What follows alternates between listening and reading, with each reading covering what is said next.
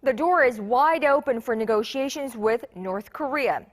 With North Korea-U.S. diplomacy stuck in a holding pattern, Washington's chief nuclear envoy Stephen Biegun says North Korean negotiators must be empowered to discuss denuclearization.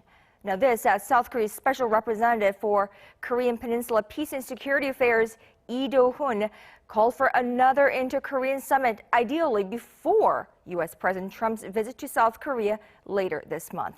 Kim Ji-yeon has it all. A day ahead of the historic summit between the leaders of North Korea and China, the nuclear envoys of South Korea and the U.S. got together in Washington, urging Pyongyang to engage in talks with their leaders for the regime's complete denuclearization. Seoul Special Representative for Korean Peninsula Peace and Security Affairs Lee Do-hun and his U.S. counterpart Stephen Biegun met on Wednesday at an Atlantic Council event in Washington. Biegun said the U.S. is not setting any conditions for the resumption of nuclear talks with Pyongyang, which have been deadlocked since the no-deal Hanoi summit in February. But I also want to emphasize that the door is wide open to negotiations, and we expect and hope that in the not-too-distant future, we will be re-engaged in this process in a substantive way.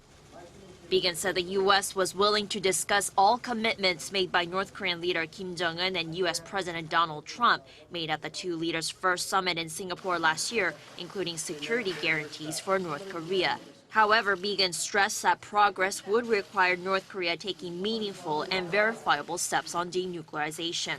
He called on North Korea to hold a fourth summit between the leaders of the two Koreas ahead of President Trump's visit to Seoul next week. The South Korean envoy urged the North to grab the golden opportunity, citing President Trump's promise to provide economic aid in return for denuclearization.